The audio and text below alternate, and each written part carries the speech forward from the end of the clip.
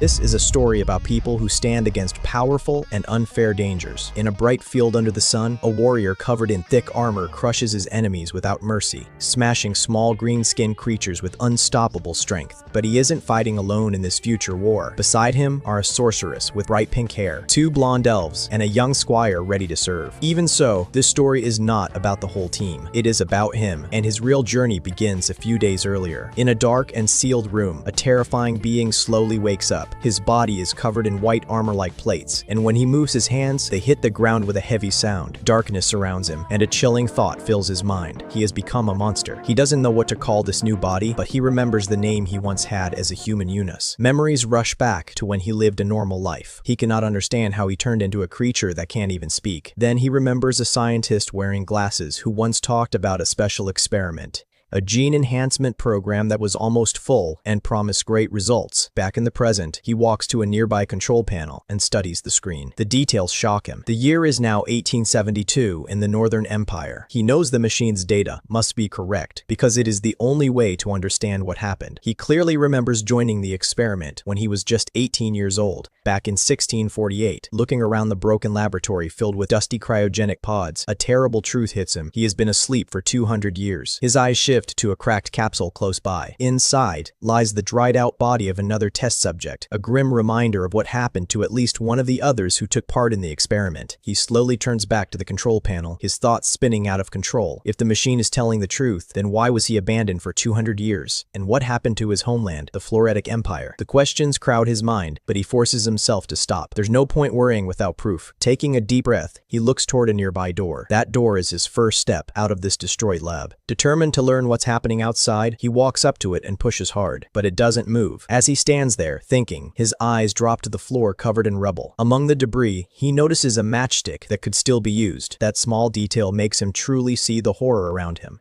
Dead bodies are scattered everywhere. His face tightens and sweat forms on his armored forehead. This situation is worse than he thought. When he checks the sealed gate again, his fear is confirmed. The entire facility has lost power and the door won't open. Looking down at his massive muscular body, he realizes something. If he is now a monster built for strength, then maybe brute force is the answer. Letting out a loud roar, he throws a heavy punch at the metal gate. The hit echoes through the room, but the door doesn't budge. Instead, sharp pain shoots through his knuckles. He collapses to the floor, grabbing his injured hand. Even so, he raises his thumb to himself, silently promising that he will not fail his homeland. Then his eyes land on a nearby skeleton, and the truth becomes clear. If he can't escape this way, the only path left is deeper inside the underground facility. Panic and desperation rise in his chest. He refuses to die here. He refuses to disappear in this dark place, trapped in a monster's body. He forces his fingers into the small gap of the sealed door and pulls with every bit of strength he has. He refuses to die in that dark place. Just as he pushes himself to the limit, the pressure in his body suddenly fades. Instead of pain, he feels a strange calm spread through him. He stops and looks down at his hands and chest. Even after using so much force, his white armored skin doesn't have a single crack or scratch. His eyes move from the solid metal gate to the wall beside it. A new idea forms in his mind. If the door can't be broken, maybe the wall around it can. Remembering something said long ago, he digs his fingers into the narrow gap where the wall connects to the doorframe. Tightening his grip, he pulls with all his strength.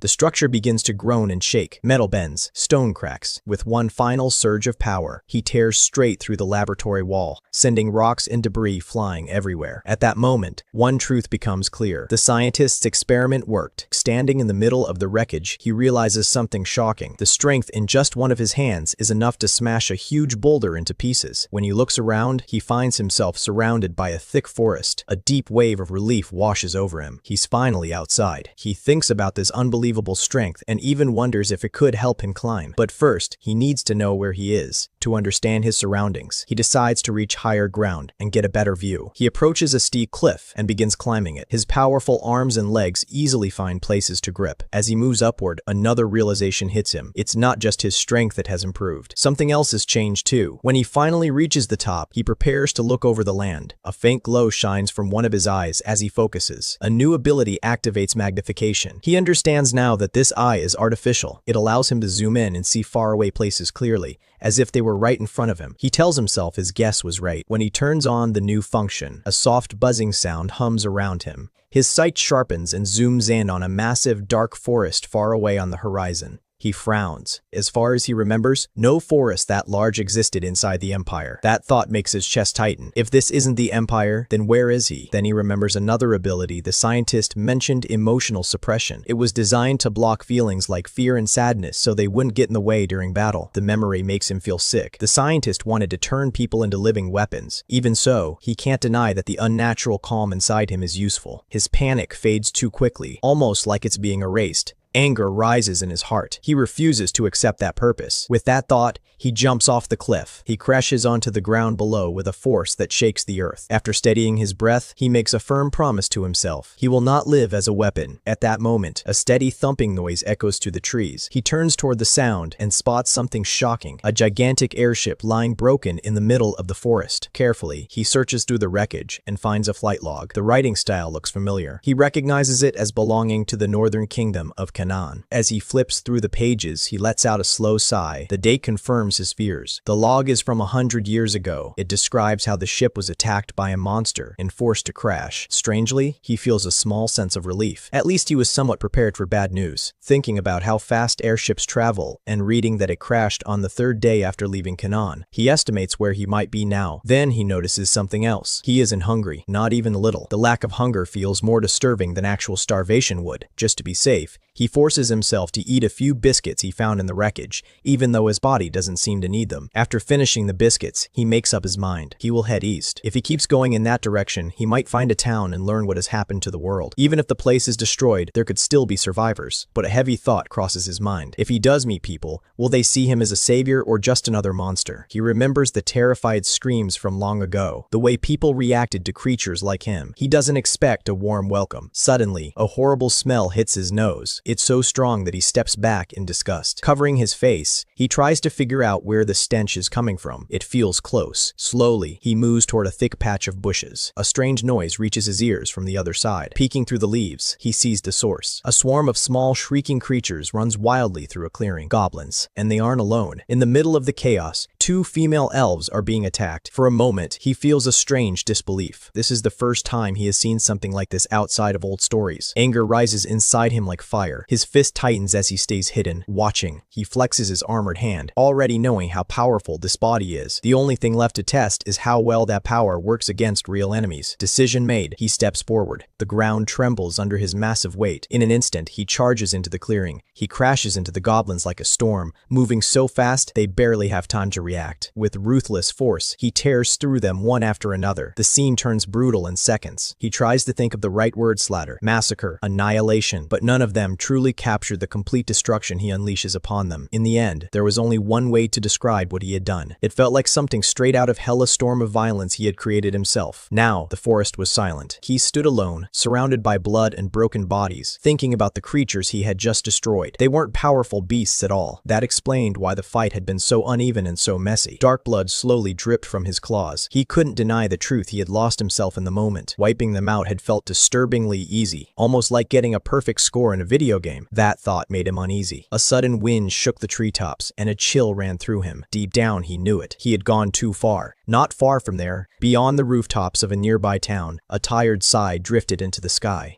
The sigh belonged to a woman named Diera. She was speaking to her armored companion, Liesel. He made a comment about how wealthy she must be, but she brushed it off quickly. She told him not to joke about things like that, and added that if this latest mission improved his rank, he might finally earn a better position. In the town square, another woman stood apart from the rest. She had long reddish hair and wore a large witch's hat. Letting out a bored sigh, she complained that there was nothing interesting left to explore. She looked completely fed up. Behind her stood a young man dressed in full armor. Instead of paying attention to the conversation, he stared at her in total awe. His face turned red, his breathing grew heavier, and he even began to drool slightly, unable to hide his fascination. Their strange moment didn't last long. Two more people approached. A blonde young woman called out, "Gister." She was walking beside a dark-haired man whom Gister recognized as her brother. The blonde woman, Lena, quickly asked if it was true that Gister had been put in charge of exploring the forest. Gister grins and playfully mocks Lena's brother. telling him that maybe, just maybe, if he works on himself and becomes a better man, she might allow him to hug her someday. Then she turns to Lena and confirms the rumor. Yes, she really has been assigned to explore the forest. With a careless shrug, she adds that she doesn't want to hear about her big brother's own wish to take on the job. The story then shifts to the place everyone is talking about, the massive forest of Floratus. At the edge of those dark, towering woods, Uno stands alone in his monstrous form. Suddenly, chaos breaks out inside the forest. A group of adventurers is being completely overwhelmed.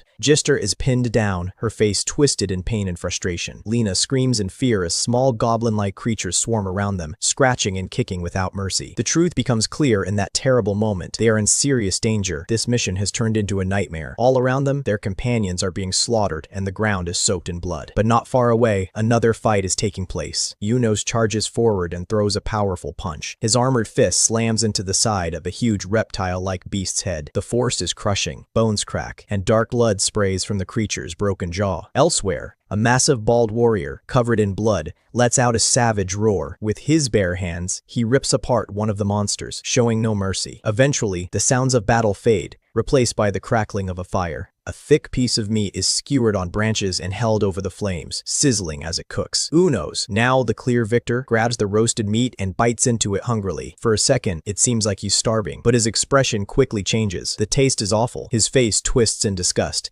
and he spits the meat out violently, declaring that it tastes terrible. With irritation, he mutters that it's the alligator-like monster's own fault for attacking him in the first place. He leans back and takes a long drink from his canteen, letting the cool water wash away the bad taste in his mouth. Staring at the fire, he wonders if his taste buds are still human. Maybe the meat tasted awful because he didn't drain the creature's blood properly. Or maybe his body has changed more than he thought. If they were going to modify him this much, he mutters, they should have finished the job completely. He glances at the small jelly-like slime sitting nearby and starts talking out loud. Waking up as a monster, unable to even speak a human language, was a shock he still hasn't fully accepted. Picking up a few canned rations, he continues his thoughts. Even though he doesn't truly feel hunger anymore, he believes he should still eat. It feels important somehow. After everything that has happened, he still wants to survive. His mind drifts to his family. He convinces himself that his sister must have survived whatever disaster struck the Empire. After all, their family always had strong genes. He imagines his father choosing to stay behind and fight until the very end. Then another memory appears. A blonde woman, one of his sisters, holding her small daughter close. He wonders if somewhere in this world one of their descendants might still be alive. Maybe one day he could meet them. The warmth of those memories slowly fades, and he looks down at his massive arms. He tightens his fists and can't help but admit that he actually likes this powerful new body. It reminds him of something from his old life he used to love, horror video games. In a strange way, becoming a monster feels like stepping into one of those worlds. Still, enjoying his strength isn't enough. Deep inside, he longs to speak with other humans again. For a brief moment, he considers giving up and fully accepting life as a monster, but the idea doesn't sit right with him. In the end, he knows the truth: he would rather be human. If he could keep this incredible strength while also speaking and living as a person, that would be perfect. With that goal in mind, he sits beside the campfire, the small slime quietly at his side, and begins planning his next move. If the Floretic Empire is truly gone, then he has to move forward. For now,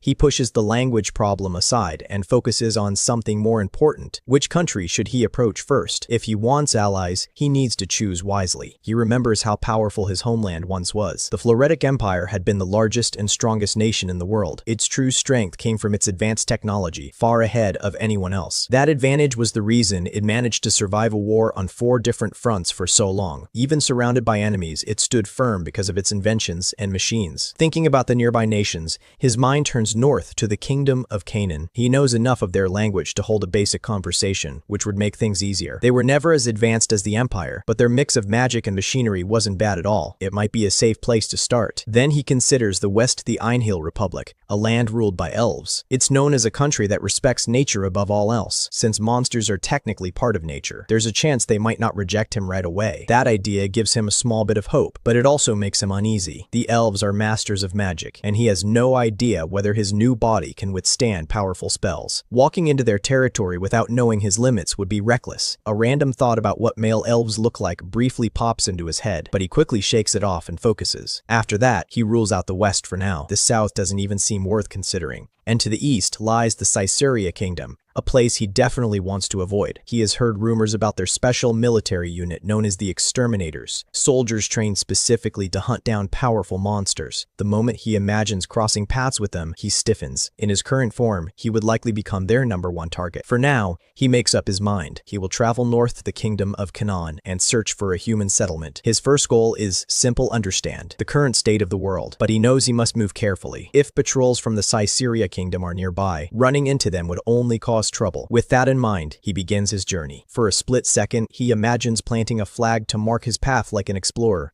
but he quickly shakes off the childish idea. Then, without warning, a distant roar echoes through the air. The sound slices through the silence and instantly puts him on guard. In another part of the forest, a group of adventurers rests around a crackling campfire. Gister's brother breaks the silence, wondering why they were sent on this mission when all they were told was to search for something. Gister mutters that she agrees. It feels pointless. Nearby, Liesel tries to lift Diera's spirits, telling her to stay positive and look more energetic. Gister's brother continues explaining what he knows. The land that once belonged to the old empire has now been claimed by the elves, a change that only happened 5 years ago. He clicks his tongue in annoyance, clearly irritated by the situation. He even mentions how much this bothers Gister, especially since she has never liked elves. Liesel guesses that whatever they're searching for must be deep inside the former empire's territory. After all, most people avoid going there. Maybe that's exactly why it was chosen. Gister's brother wonders aloud if some priceless treasure might be hidden in those abandoned lands. Lena smiles and says this kind of adventure sounds exciting, but Gister immediately scoffs. She brushes off the idea of treasure from the old empire, calling it nothing but science junk. She boldly declares that people from Caesarea like them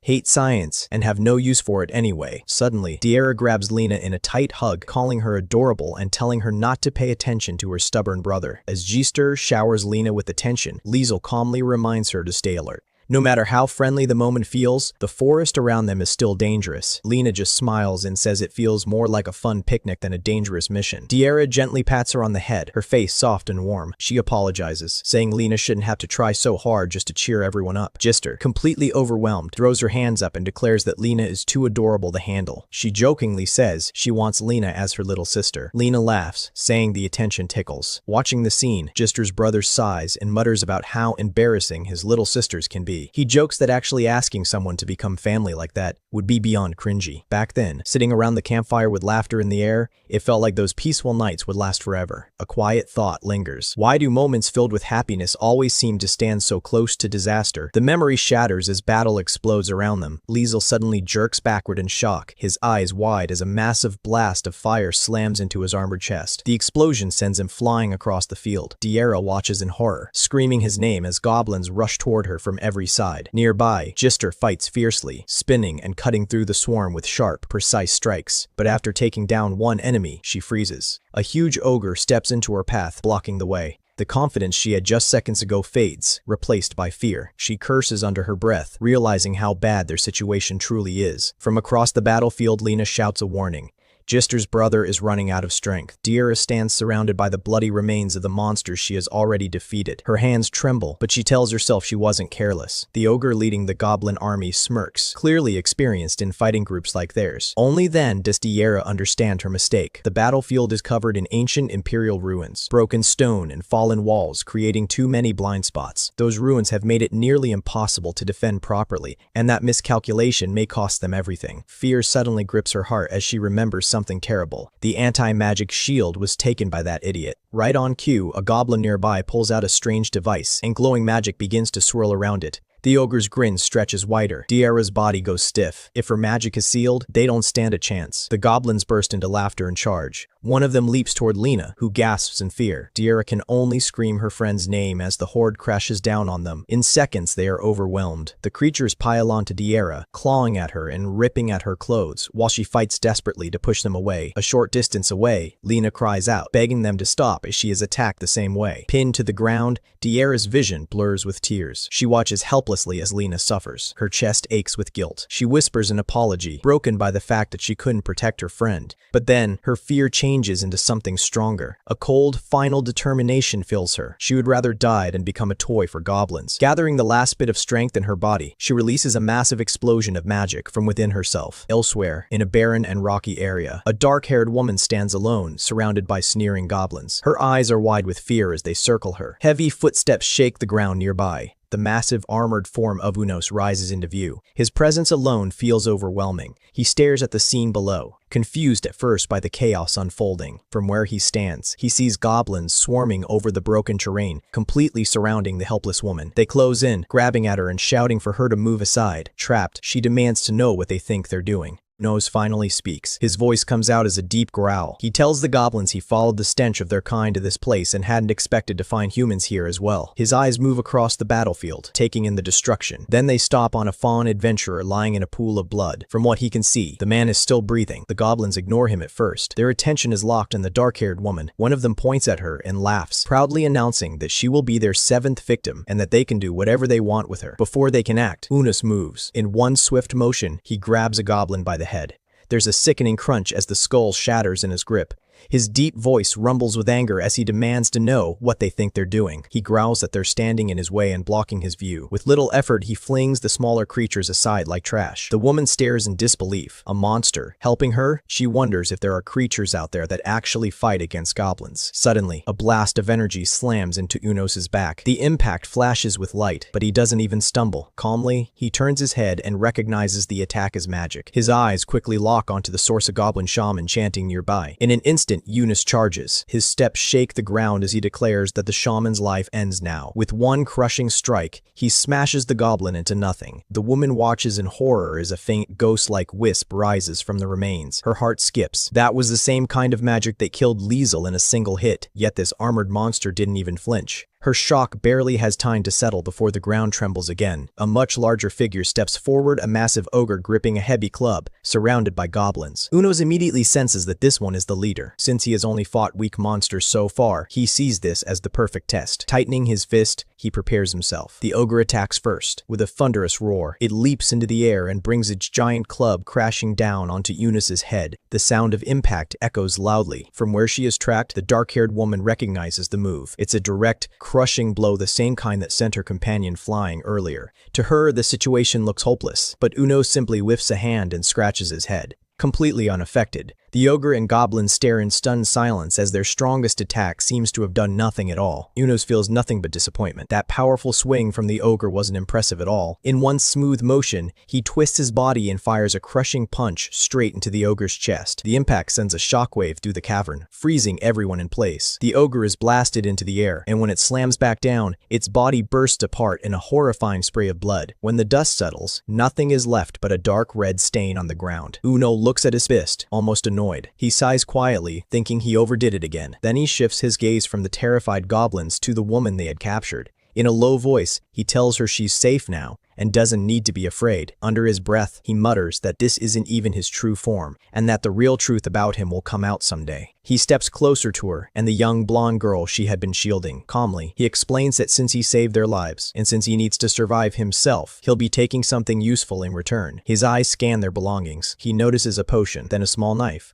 But what really catches his attention is a sword. The dark-haired woman quickly pleads with him. She gestures desperately, trying to tell him he can take anything else but not the sword. Uno simply apologizes, shaking his head. He doesn't understand a word she's saying. The language gap between them is complete, and her panic grows worse. She keeps begging, trying to explain that the sword is proof of their team's existence, the symbol of everything they fought for. A memory flashes through her mind, the group smiling together, the blonde girl, her dark-haired brother, and the woman with reddish-brown hair. Those happy moments feel painfully distant now. Ignoring her cries, Unos turns his back and begins walking away with the sword in hand. Behind him, the woman shouts angrily. She declares that monsters will always be monsters, and swears she'll chase him no matter what as long as he carries their blade. Hearing her furious vow, Unos quietly thinks it's unfortunate they probably won't meet again, but then he pauses at the thought. In stories, promises like that usually mean fate has other plans. In the end, he decides it's better to walk away. Out in the wild, near a weak and dying campfire, the reptile-like monster he defeated earlier lies there,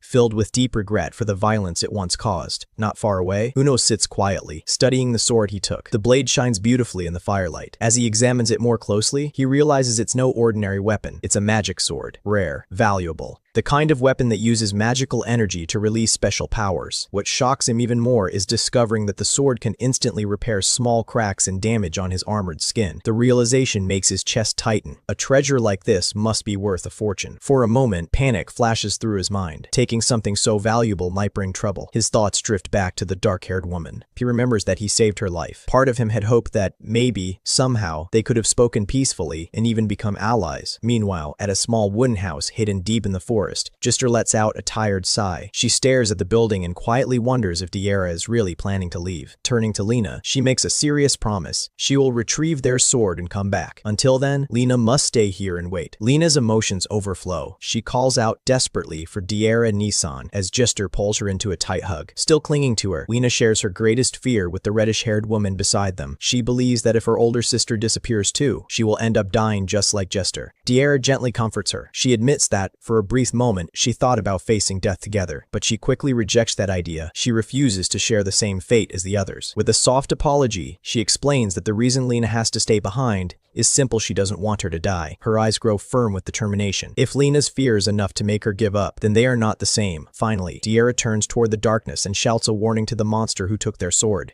She tells it to be careful and to wait for her. Far away, the reptile-like creature resting beside a small fire suddenly felt a strange sensation, as if someone had just spoken his name. The feeling passed quickly, and the woman's shouted words disappeared into the quiet night. Above them, the sky stretched wide and endless, filled with stars and lit by a thin crescent moon. In another place, Unos continued walking. He felt something close to hunger, yet his new body showed no signs of tiredness. It had been so long since he last slept or even blinked that he couldn't remember the feeling clearly. Meanwhile, the reptilian monster by the fire thought about its own condition. Even though it didn't feel sleepy, it couldn't ignore the chance that rest might still be necessary. Deciding to treat it like night training, it forced itself to lie down and try to sleep. As Unos traveled through the darkness, his thoughts shifted to practical matters. The small backpack he had taken, stuffed with potions, was already too full and far too small for his needs. He would need a larger one. Some salt would also help with his bland meals, maybe even a proper cooking pot. The simple idea of finding a town where he could gather supplies pushed him to keep moving. He walked through the entire night. When the first light of dawn spread across the horizon, he finally saw it, an abandoned town rising from the wild, overgrown land. As he stepped through the ruins, something familiar caught his eye. It was a large anti-aircraft gun. A wave of memory and pride washed over him. He remembered exactly what it meant. The anti-aircraft guns had been one of the greatest achievements of the Floretic Empire. Thanks to its advanced science, the Empire had managed to drive away the flying monsters that terrorized other nations. But that victory came with a price. The creatures forced out of the Empire skies had fled to nearby countries like Canaan. That created tension, which quickly turned into political conflict. In the end, that very issue had sparked the war. Keeping that history in mind, Uno studied the ruined town more carefully. If this had been a border settlement, it would have had taller walls and more defensive weapons like these. Since there weren't many heavy defenses around, he figures this must have been an inner town, not one near the border. He walks up to a cracked wall and tries to read the faded name carved into it, but the letters are too worn down to understand. Nearby, he spots an old wooden sign. The paint is almost gone, but after staring at it for a while, he manages to make out a few words, Ale Quell. From that, he concludes he's standing on the northeastern side of the town. Pulling out a map, he studies it carefully and confirms his location at Ilko. Now he has a clearer idea of where he can go next. If he heads northwest, he'll reach Lukadil,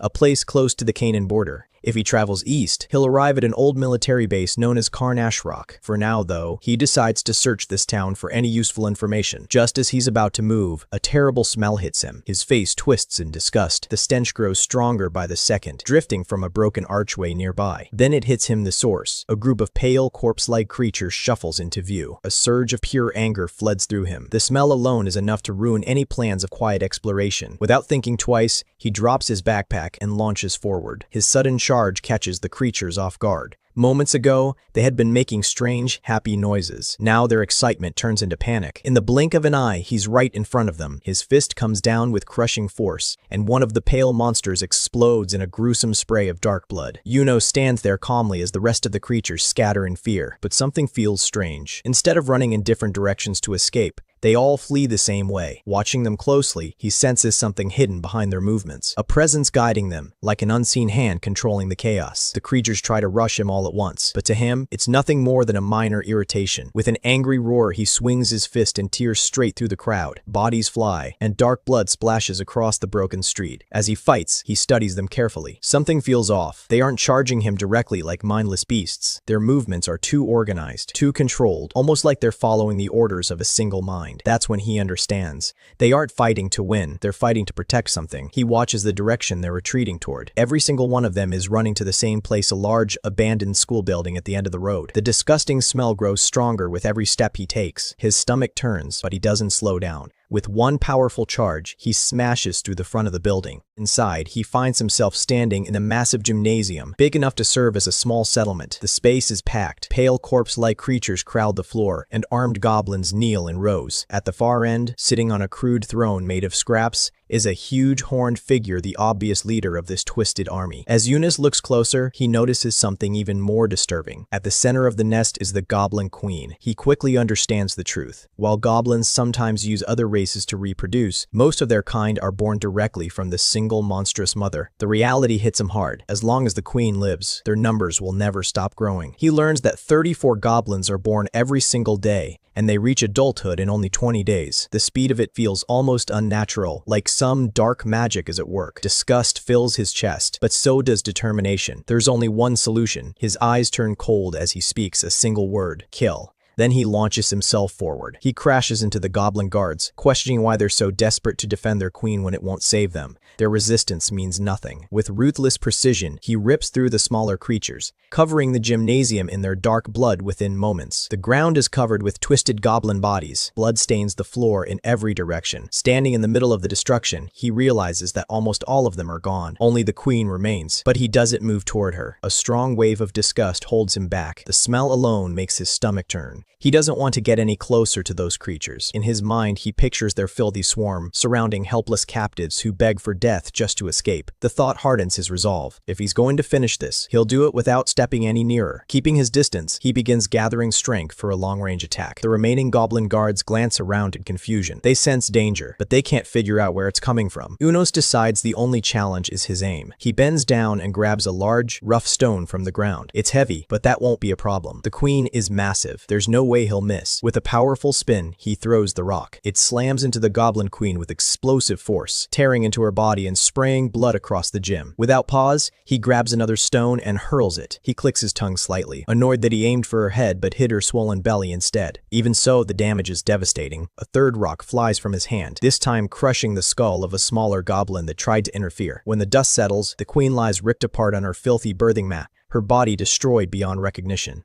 The entire nest is nothing but a graveyard now. With the threat eliminated, a captive blonde elf woman steps forward, her voice shaking as she thanks him over and over for saving her life. Relief fills her face as she realizes she survived. Unos barely reacts. Instead, he looks down at himself with disgust. Goblin blood and foul-smelling remains cling to his armor-like skin. The stench is unbearable. As the elf continues speaking, he wonders if there might be a river nearby where he can wash all of this filth away. Before long, he finds a river and washes himself clean. The cold water clears away the filth and the awful smell. When he steps out, he feels refreshed, both in body and mind. With renewed focus, he decides to continue searching the town. He walks through the ruined streets with confidence. A settlement this large has to contain something useful. And soon enough, his patience pays off. His eyes widen with excitement when he spots a massive, multi-story building standing in the distance. A grin spreads across his face. It's a relic from the old days of shopping mall. He rushes inside and begins digging through the abandoned stores. His excitement only grows. In the kitchenwares section, he finds a strong iron grill and a solid frying pan, perfect for cooking meat properly this time. In the sports area, he discovers a large hiking backpack. After inspecting it, he realizes that with a few simple adjustments, he can fit it onto his back despite his bulky form. Feeling victorious, he steps outside the crumbling building and strikes a proud pose, satisfied with his haul. But he's not done yet. Back inside, he checks the grocery section. He wonders if the canned food and bottled drinks are still safe to consume. Most of them seem fine, but the salt has clearly expired long ago. Moving on, he explores the home appliance aisle and finds a sturdy cooler box. It would be perfect for storing extra food if he ever gathers more than he can carry. Once everything is packed, he stands there fully equipped. The modified backpack sits firmly on his back, holding the iron grill. A cooler box is strapped to his side. Inside the pack are the magic sword, a potion, the frying pan, and several cans of food. For a moment, he feels completely satisfied. Then suddenly, a horrifying thought hits him. Sweat forms on his forehead as he realizes something important. He forgot to look for information about what happened to the Empire. But the panic doesn't last long. He calmly sits down on an old mattress among the rubble. Around him are scattered newspapers he already collected. After all, he was only joking about forgetting. He had gathered every scrap of information he could find. Sitting there among the ruins, he couldn't help but think that shopping malls were almost like heaven. After spending so long surrounded by monsters in decay,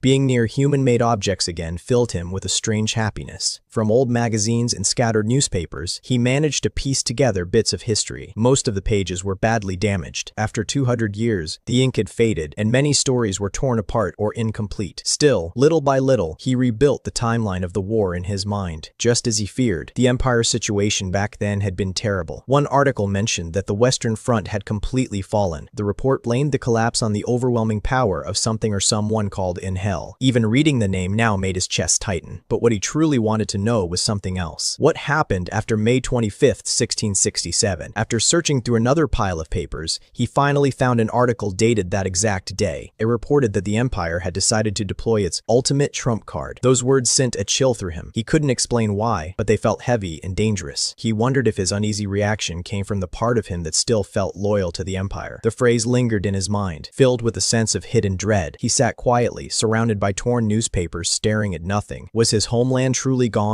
The question pressed down on him like a weight. For a long time, the idea of returning had lived somewhere deep in his heart. It was something he told himself he would face someday. But fear had always stopped him. The thought of seeing ruins where his home once stood was too painful. So he avoided it. Now, though, something inside him changed. If he truly wanted answers, there was only one place he could go, the imperial capital. Lying back on the mattress, he accepted the path ahead. All he had to do was prepare his heart for whatever truth waited there, and one day, begin the journey. As sleep slowly crept over him, he made one last decision. Tomorrow, he would travel to Lukdil, a town close to the border, to see how the kingdom of Canaan was doing. For now, that would be his first step. In another place entirely, a man named Orlando was being shaken by the shoulders. Someone was urgently calling his name, asking him to confirm that Lukdil was the site of a goblin nest. The man speaking was Arngale, and his face was serious as he leaned in close. He explained that this wasn't a small problem. That was exactly why he needed the strength of Orlando and his team. Orlando waved him off casually, telling Arngale to stop acting so dramatic. But Arngale didn't back down. He simply asked, straight to the point, whether Orlando could handle the mission. A confident smile spread across Orlando's face. He said that when someone asks so politely, there's no way he can refuse. Still, he made one thing clear. He expected a generous reward. With his teammates standing proudly behind him, Orlando announced that Takatsuki no Senjo would take on the job. To him, it sounded like the perfect warm-up for their newer members. Deep inside a thick forest, a group of pale, thin humanoid creatures stumbles forward. Their bodies twitch nervously, and their mouths hang open as if they're unsure what to do. All of their attention is fixed on a huge armored figure standing quietly against a tree. Unos doesn't move at first. He simply watches them. Then, without warning, he suddenly jumps forward and waves in a strangely cheerful way, shocking the creatures. "Hi everyone, it's me, Unos," he says casually. The confused humanoids stare at him as he explains that what they're seeing is his imitation ability. He had been worried that his massive armored body would make him stand out too much, but thanks to his camouflage skill, he managed to pull off something impressive. Suddenly, he jerks back and grabs his head, groaning as if overwhelmed. He shouts that the sensation is too intense. After calming down, he apologizes to himself, realizing he forgot just how high performance his body is when his emotions spike. Describe it with one simple word: terrifying. His thoughts drift back to the previous day. He remembers collapsing from pure exhaustion. But then he realizes something important. This new body doesn't actually need sleep, and it doesn't even feel tired. That discovery leads him to an important conclusion. There's something he must be careful about. He continues thinking it through. When he slept, he was completely unaware of his surroundings. The same goes for eating. His body doesn't send normal signals anymore. That's dangerous. If he runs out of energy in the middle of a fight, he could be left helpless without even noticing it in time. He needs to stay alert. His artificial eye narrows, the rings inside it spinning as they focus with mechanical accuracy. Through his enhanced vision, he spots something far away, a massive castle wall rising above the land. A small sense of confirmation settles in his chest. He has reached the border town. This must be Lukdil. still. From a distance, he watches a group of pale humanoid creatures running away from the town gate. At first, he wonders if they're fighting the people of Canaan, but as he looks closer and sees them fleeing in panic, he realizes something else is going on. The situation isn't what he expected, and for a moment, he feels confused. Then he remembers his camouflage ability. Since he can blend into his surroundings, he decides to get closer and see what's really happening. Quietly slipping into the border town of Dill, he activates his camouflage and merges perfectly with the wall of a building, becoming nearly invisible as he observes the chaos below. Now he sees the truth. The pale creatures aren't fighting soldiers, they're being attacked by goblins. The sounds of clashing weapons and angry shouts echo through the streets. His eyes focus on the center of the battle. He quickly identifies Canaan's army by the red cloth tied around their right arms. A commander stands at the front, studying the dire situation. 50 soldiers are trapped, surrounded by nearly 300 goblins. The commander shouts orders, telling his men to guard each other's backs, and for the archers to prepare their shots. Even though Unos can't understand the exact words, he can tell the man is giving smart and clear instructions. The commander's sword technique looks a bit unpolished, almost amateur, but he uses it well and keeps the goblins from overwhelming him. Just as Unos predicted, the battle doesn't last long. The 300 goblins are wiped out quickly. Watching from his hidden spot, Unos feels a familiar wave of disgust. He hates goblins. Their smell alone is enough to keep him at a distance. The pale humanoids he saw earlier, which he now considers nothing more than scavengers, run off once the fighting ends. With the area finally quiet, the captain sighs in frustration. He says they can't leave without recovering something useful. He orders a mage named Casetta to cast a detection spell to search for any survivors nearby. As the magic spreads through the area, Uno, still hidden against the wall, suddenly feels sharp, itching pain crawl across his entire body. The spell works instantly. His presence is exposed. The female mage gasps and shouts to her captain that their target is escaping. The captain, shocked that someone could hide so well from detection magic, immediately orders his squad to chase him down. Unos feels a wave of panic. Was he discovered because his imitation ability failed, or was it their magic that exposed him? He doesn't know. What he does know is that he's been completely detected. He jumps off the building and lands hard, cursing himself for getting too confident in his camouflage. He let his guard down. That mistake might cost him. Deciding that dealing with these humans isn't worth the risk, he focuses only on escaping. As he runs, one of his pursuers, a female mage, calls out confidently. She boasts that with her strong legs, she can easily outrun him, but before she can get any closer, a massive burst of dark energy explodes in front of Unos, forcing him to stop. A towering wall of flames suddenly rises between him and his pursuers. The mage skids to a halt, staring at the blazing barrier blocking her path. From within the fire, Unos turns around and lets out a deep roar, throwing down a challenge. A man with messy dark hair steps forward, a confident smirk on his face. In his hand, he holds a large crystal sword that glints in the light. He doesn't look impressed by the flames or the roar. Unos locks eyes with him, his voice dropping into a low growl as he asks if the man is trying to provoke him on purpose. The tension between them thickens. He doesn't want to fight humans, but at the same time, he knows there's no telling how they'll react if he reveals his true strength. His fist tightens as he prepares himself, focusing completely on the man who stepped forward to challenge him. For a brief second, the man's confident smile fades as he takes in the full presence of the towering monster before him. The soldier Orlando speaks up, surprised. He admits he thought they were chasing an ordinary monster, but this is something he's never seen before. Turning to the blonde companion at his side, Orlando comments that their target looks far more dangerous than expected. The blonde woman Annie calls him by name. Orlando forces a smile and admits that he's actually starting to feel nervous. But in the next second, his playful tone disappears. His expression hardens as he steps fully into his role as commander. He shouts for the newer members of the team to fall back immediately. This monster, he warns them, is nothing like the goblins they just defeated. Under his breath, he grumbles about Arngale, complaining that he definitely wasn't being paid enough to deal with something this dangerous. Unos silently agrees with one thing: sending the inexperienced fighters away was a smart move. Seeing the soldiers brace themselves, Unos decides he won't hold back either. He lowers his stance and lunges forward, letting out a fierce roar. "Here I come!" As he charges, Orlando's squad moves into formation. The mages raise their staffs, and the archers pull back their bows. Their faces show both focus and fear.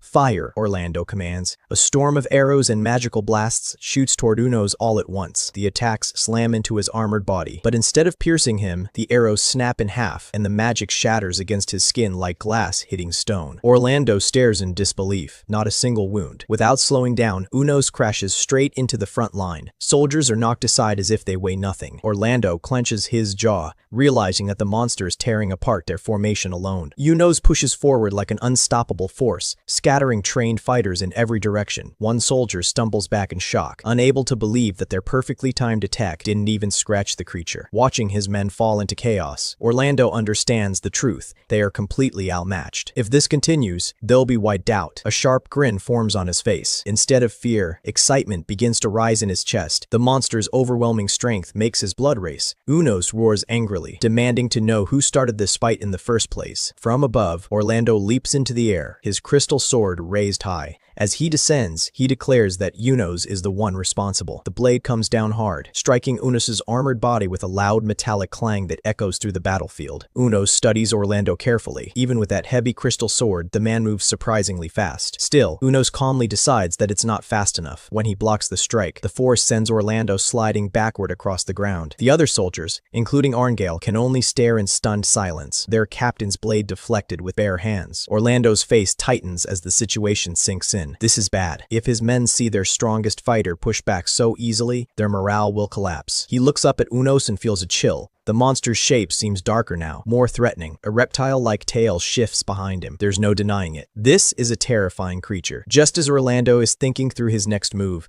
Annie suddenly dashes past him. Her eyes burn with determination. "Annie!" Orlando shouts, alarmed, as she charges straight toward the monster without hesitation. Her sudden movement catches Unis's attention. He tilts his head slightly, almost amused, noticing the arrival of the blonde warrior. He moves to strike her down in one clean blow. But Annie doesn't flinch. She declares firmly that she won't let him pass. With incredible speed, she ducks under his sweeping attack. Unos pauses, genuinely surprised that she avoided it. Before he can react again, Annie raises her crossbow and aims directly at his face. For a split second, her determined reflection appears in his wide mechanical eye. She fires. The bolt shoots forward and sinks into Unis's head. Orlando and the others watch in disbelief. Annie stands firm in front of the towering monster, her weapon still raised. Orlando breathes out a single word: monster. The shot hit perfectly, but it barely slows him down. Unos slowly turns his gaze back to her. He reaches out as Orlando shouts her name in panic. Being this close was a mistake. In one smooth motion, Unos grabs Annie. His massive hand wraps around her torso and lifts her into the air like she weighs nothing. A strained gasp escapes her lips as she struggles helplessly in his crushing grip. Unos holds Annie high in the air, studying her closely. His mechanical eyes scan her carefully as he thinks to himself that she's clearly well-trained and strong. For a strange moment, he even finds himself analyzing her build in detail, distracted by how solid and athletic she feels in his grip. He briefly wonders what to do with her next. Maybe he should just toss her far away and end it there. But as he continues looking at her, something feels off. A small spark of confusion flashes in his mind. Then it hits him suddenly. Like a punch, he's misjudged something about her size and strength. Down below, Orlando stands frozen, watching the scene unfold. When he notices the monster hesitating, he realizes this might be their only chance. Now, Orlando roars. He shouts that Annie risked her life to create this opening, and they cannot waste it. The soldiers charge forward together. Unos mutters dismissively, barely taking them seriously. With casual movements, he swats the incoming soldiers aside, sending them flying like they weigh nothing. Even as his teammates are knocked away, Orlando keeps pushing forward. He swings his crystal sword with full force, but once again, it crashes uselessly against Unos's armored arm with a loud metallic clang. The warriors stare in shock. How is he blocking everything so easily? With the immediate threats brushed aside, Unos turns his attention back to Annie. Slowly, he raises his massive fist, preparing to crush her in one strike. "No, Annie!" Orlando screams. But in that exact moment, Annie's eyes sharpen with fierce determination. She pulls out a hidden blade that suddenly begins to glow with magical energy. Unos instantly recognizes it a magic sword. Before his fist can come down, Annie drives the glowing blade straight into his arm. A fierce, fearless smile spreads across her face as the enchanted weapon sinks deep into his flesh. When Annie's magic sword pierces Unis's arm, Orlando's face turns pale. Horror fills his eyes. "We're finished," he mutters under his breath. He looks around at the battlefield. His soldiers are gathered around the towering monster, but deep down, he knows the truth. They can't win this fight. Not like this. A heavy realization settles in his chest. There's only one option left. He'll stay behind and act as a distraction, giving his men time to escape, even if it costs him his life. As he prepares himself for that sacrifice, he keeps his eyes locked on Unos. But one question lingers in his mind. How long could he possibly last against something this powerful? Suddenly, Unos raises his hand and points a single armored finger straight at Orlando. The gesture catches him completely off guard. His eyes widen. Around him, his comrades stare in confusion and fear. Orlando is stunned. The plan to sacrifice himself was his own desperate idea, and now the monster seems to be offering him exactly that chance. His soldiers shout his name in worry, but Orlando silences them with a sharp command. He orders everyone to stay back. As he steps forward alone, he understands the meaning behind that pointed finger. Unos wants a duel, a one-on-one fight. Nearby, the blonde warrior declares that if they keep fighting like this, it will turn into nothing but a one-sided slaughter. From Unis's point of view, he realizes something important. He miscalculated. This fight has gone further than he intended. If it continues, more unnecessary deaths will follow. He tightens his resolve. This needs to end here and now. Without hesitation, he dashes forward, closing the distance in an instant. Seeing him charge, Orlando shouts at his comrades. He asks if they really think they can defeat this monster by themselves and tells them not to be reckless. He tries to lighten the mood, promising to treat everyone to the best drinks once they make it home alive. Then, in a sudden and almost absurd moment, he grabs the blonde warrior's head, surprising her, and tells her to cover her chest or he'll smack her himself. Orlando gives her a quick apology, but with tears forming in her eyes, she can only call him an idiot. He turns back to face Unos, the towering monster standing before him. Deep down, he admits the truth. He knows better than anyone that he can't win this fight. Still, he thinks it through carefully. He doesn't understand why Unos chose him specifically, but it's obvious the creature wants him. The difference in their strength is overwhelming. Even so, Orlando decides that doesn't matter as long as no one else dies. He reflects that intelligent monsters are usually the most troublesome kind, but right now, that intelligence might actually work in their favor. Unos is waiting for him, not attacking the others. As captain, it's his duty to make sure as many of his men as possible make it home alive. That responsibility strengthens his resolve. With a loud shout, he charges forward. He tells Unos he's sorry for keeping him waiting, and that he's ready to offer his life. But as he raises his sword, his expression sharpens. He adds firmly that he has no intention of dying for free. Unos lowers his massive armored body, bracing for the attack. Orlando lifts his sword high and brings it down in a powerful overhead strike. From a distance, Arngale, Annie, Casetta, and the blonde elf can only watch in fear. The elf trembles, clutching her chest as she cries out. Orlando's blade cuts down just as Unos bursts forward with explosive force, cracking the ground beneath him. But Unos moves far faster than Orlando expected. In a blur, the monster sidesteps the attack and counters instantly, slamming a heavy blow into Orlando's side. Shock flashes across Orlando's face. The monster is even faster than before. The impact sends him stumbling back, pain twisting his expression.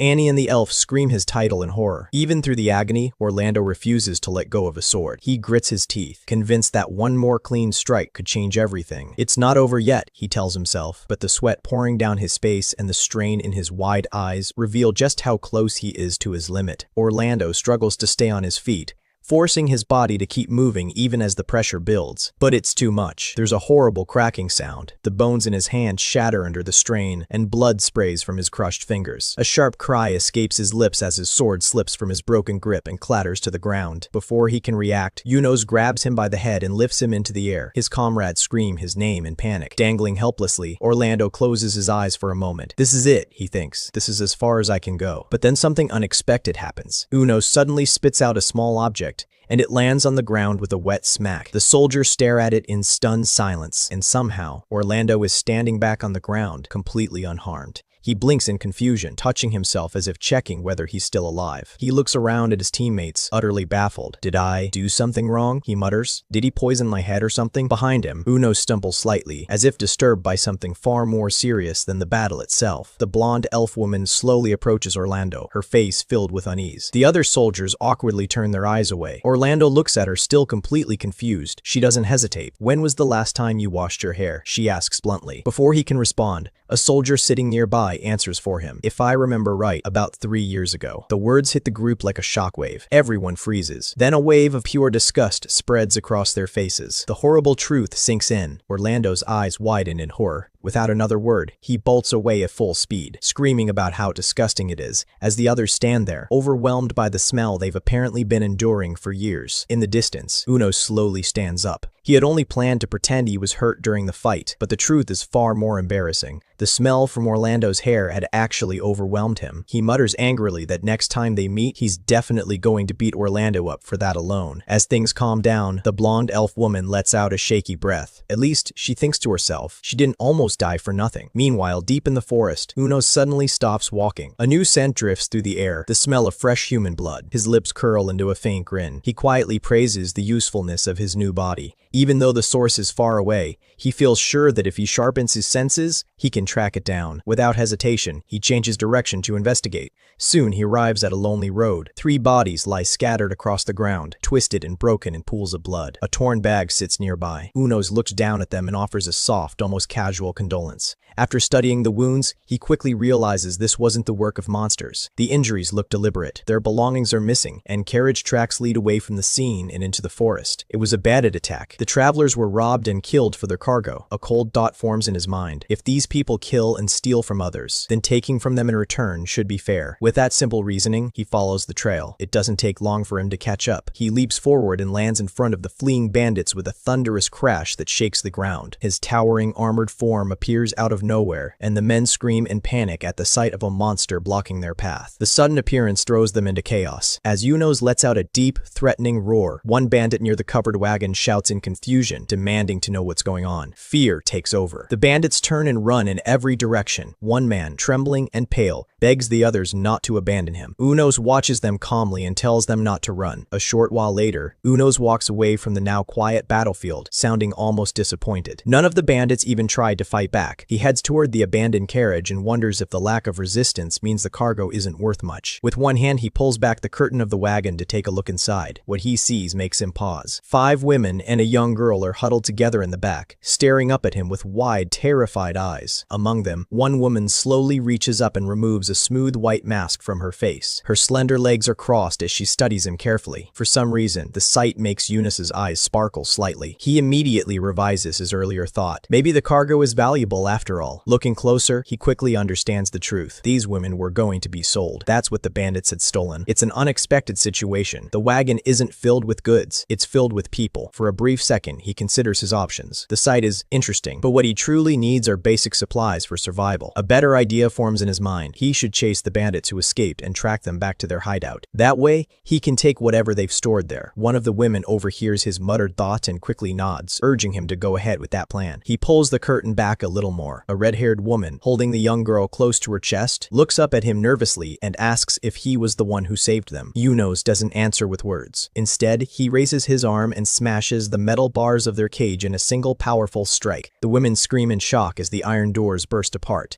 the broken bars flying across the wagon. When the dust settles, the cage is completely destroyed. The women stare at him in confusion, unsure what to think. Unos gives them one last look, silently memorizing the scene, before turning around and walking away. He steps away from the wagon and lightly taps the side of his head, thinking about his next move. Deep inside the forest, he suddenly stops. From the top of his head, a long ribbon-like sensor extends outward. He inhales slowly, analyzing the air. There it is, the sharp scent of the fleeing bandits. Without hesitation, he begins following the trail. As he moves, he can't help but admire the Empire's incredible technology. His strength, speed, and even his 5 senses have all been enhanced, far beyond normal human limits. Still, he lets out a quiet sigh. The price for this body was high. He doesn't need weapons anymore, but part of him would rather have kept his ability to communicate properly, and his manhood. His thoughts fade as the scent grows stronger. He's close. He hides his backpack inside a nearby bush and activates his imitation ability. Blending into his surroundings, he approaches the entrance of a dark cave. The smell is clearly coming from inside. Carefully, he steps into the cavern. To his surprise, the inside is fairly organized. It doesn't look like a random hideout. He wonders if this is truly the bandits' base. If it is, why isn't anyone standing guard? Maybe they're so confident in their strength that they don't bother with lookouts. He walks deeper into the shadows until he suddenly stops in front of a set of iron bars. It's a prison cell. Inside lies a horrifying sight. The body of a young woman is sprawled on the ground, her clothes torn to pieces. Beside her is the stripped skeleton of another victim. A wave of disgust rises in his chest. Then he notices something even worse: a small child's remains among the bones. His expression darkens. This is beyond cruel. In that moment, he decides these men deserve no mercy. Just then, loud and angry shouting echoes from deeper inside the cave, breaking the silence and pulling his attention forward. A few seconds later, a man rushes into view, breathing hard and shouting apologies to someone he calls boss. Right behind him comes a huge, intimidating man, the leader of the bandits, angrily scolding him. The boss demands to know why he ran away and left the cargo behind. He reminds him that the other men are already dead. His voice rises as he roars, asking how his subordinate could abandon something so valuable just because he got scared. Hidden in the shadows, Unos listens without a hint of sympathy. The boss keeps yelling, mocking the man for panicking over a mere monster. As Unos listens carefully, he realizes something interesting. He can understand them clearly. Their speech isn't very smooth in Canaan's native language. language. That makes him wonder, could the boss be from another country? Then another thought crosses his mind. If this is part of a large criminal network, then their hideout must be filled with treasure. He imagines magical swords, rare spices, and powerful potions stacked somewhere inside. But his thoughts about loot are cut short when he notices movement deeper in the cave. The number of bandits is dropped. Many must have gone out earlier and never returned. This is his chance. He steps toward the entrance of the main chamber, but then pauses. The doorway is narrow. For a brief moment, he wonders what would happen if his massive body got stuck. He quickly pushes the thought aside. There's only one solution: break through. With a thunderous crash, he smashes straight through the wall instead of the door. Stone and wood explode outward as he forces his way inside, announcing his presence in the loudest way possible. The bandit boss, completely caught off guard, stares in shock at the destruction, but something is wrong. Unos isn't the only one who broke in.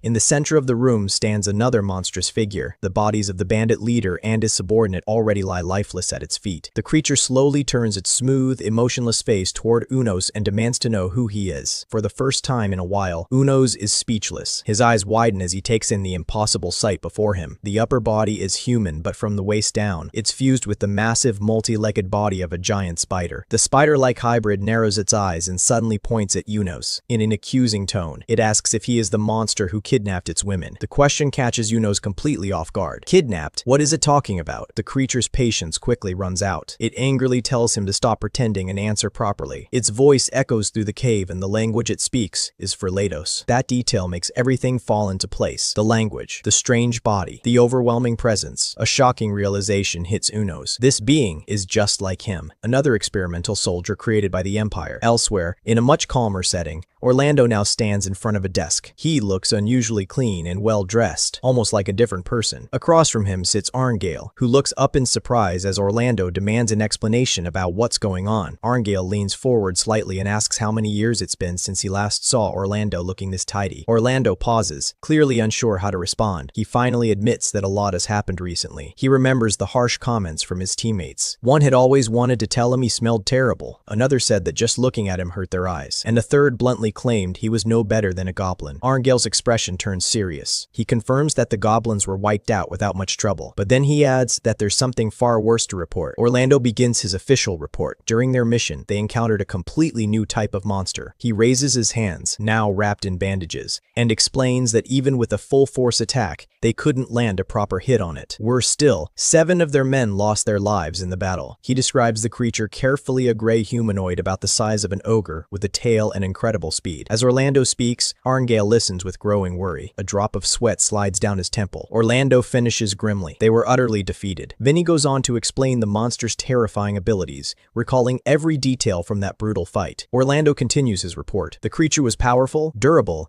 and incredibly fast. On top of that, it showed clear signs of intelligence. The most frightening part? Neither normal weapons nor magic seemed to hurt it at all. A dark smile spreads across his face. "Isn't that hilarious?" he says, his voice filled with bitter sarcasm. Arngale frowns, clearly disturbed by the report. He asks why Orlando's strongest weapon, the Titan Slayer, was useless. Orlando sighs. It's embarrassing, he admits. He couldn't even land a single clean hit on the monster. Not one. Then he throws the problem back at his superior. How are they supposed to fight something like that? Arngale leans heavily against his desk, thinking. That's exactly what he's trying to figure out. At the very least, they would need a top-tier magic sword and a high-ranking wizard to stand any chance. Orlando looks away, his jaw tight. He wonders what would happen if the Night Order faced this new kind of monster. Even those elite fighters, he suspects, would eventually be crushed. Arngale rubs the bridge of his nose, looking exhausted. He asks if Orlando really wants him to report this up the chain of command. Orlando nods immediately. Of course, that's his duty. And from now on, he expects Arngale to help handle this threat in whatever way he can. Arngale admits he doesn't even know what they're dealing with. It could be a strange mutation or an entirely new species. The worst possibility is that more creatures like it could appear. Don't say that. Orlando snaps quickly. You'll jinx it. Meanwhile, back in the cave, the spider-like hybrid stands over the torn remains of its victim. It laughs quietly to itself, amused by a simple thought of several beings like it existed. Humanity wouldn't stand a chance. Its many eyes shift toward Unos. With a mocking tone, it calls him nothing more than a big, brainless brute. Unos listens carefully and recognizes the language right away. It's Ferlados, the language of the Empire. That means this spider-like hybrid must be an experimental soldier too, just like him. He tries to respond, forcing rough sounds out of his throat and identifying himself as a citizen of the Empire. But the spider hybrid cuts him off, irritated, telling him to stop growling like an animal. Unos quickly realizes that speaking won't work. If they're going to communicate, they'll have to do it another way. As he lowers his hand to the ground, he suddenly feels something thin wrap around his fingers, a nearly invisible thread. From behind, the spider hybrid's voice turns cold. It warns him not to move without permission. The creature then reveals its full form. Its massive spider body rises high above him, legs spreading wide as it tightens the threads that have trapped him. Unos is caught off guard. He wonders if this trap had been prepared from the beginning. Annoyed, he mutters to himself that relying on amateurs was clearly a mistake. The spider hybrid mocks him, accusing him of failing to abduct even a single human properly and getting caught too easily, ruining its plans for its next girl. But before it can continue, something shocking happens. Its lower body suddenly bursts in a spray of black fluid. The creature lets out a high, painful scream, clutching its groin in agony. It wails about losing its magnificent part. Unos watches the scene with mixed feelings. He remembers how the creature didn't react at all when the bandits abused their captives. In a strange way, he understands the pain it's feeling now. A disturbing memory flashes through his mind, the spider hybrid grabbing a woman and a child, forcing them to dance naked for its twisted amusement. Even while writhing in pain, the creature reflects on those memories and shamelessly admits that it had been enjoyable. It even considers trying something like that again. Nearby, the results of its cruelty are clear. The blonde warrior and her companion lie on the ground, bloodied and unmoving. The spider hybrid shifts its focus back to Unos, who is still struggling against the threads wrapped tightly around him. With a wild, unhinged laugh, it wonders out loud where it should stick its threads next. As it steps forward, it crushes a dead bandit beneath one of its legs. In a twisted tone, it says it understands the anger that comes from having a body changed against your will. The pain of not being recognized by the people you once cared about. Even so, it looks down at Unos with disgust and decides he's nothing but a failure. There's no reason to let him live. Unos quickly realizes something important. Threads meant to trap humans aren't strong enough to hold a monster like him. He also understands how careless he's been. This isn't some mindless beast. This is another experimental soldier, just like him and just as dangerous. His first goal becomes clear: create distance. He moves sharply, trying to tear through the binding threads, but there are too many. The cave is filled with them. Nearby, the blonde warrior is completely wrapped in a thick cocoon of silk. Unos spins and pulls, but the massive web prepared in advance refuses to break. The spider hybrid sneers at him, mocking his efforts. It tells him not to waste his intelligence and calls him a cursed monster for daring to fight back. This is the end, it declares before lunging forward, ready to grab him and crush him completely. Then, in a horrifying moment, the creature peels away its human-like upper body, revealing its true spider form underneath. The sudden transformation catches Unos off guard. That brief hesitation is all the spider needs. It strikes violently, slashing deep into Unos' side. Unos cries out as pain shoots through him. The spider laughs cruelly and reveals its secret. The slime covering its body is acidic. Die, monster, it commands. The corrosive mucus begins to eat away at Unos' arm, melting both flesh and armor as if they were nothing. Unos crashes to the ground, a low groan escaping his throat. As the burning spreads through his body, he finally understands what's happening. Poison. In the distance, the spider hybrid laughs and retreats deeper into the cave. The fact that it leaves without checking if he's dead tells him everything. The poison must be strong enough to finish him on its own. A frightening numbness begins to crawl through his limbs. His vision blurs. He knows that if he does nothing, this is the end. Through the haze of pain, one clear thought cuts through. The potion. The one given to him by that kind, well-endowed woman.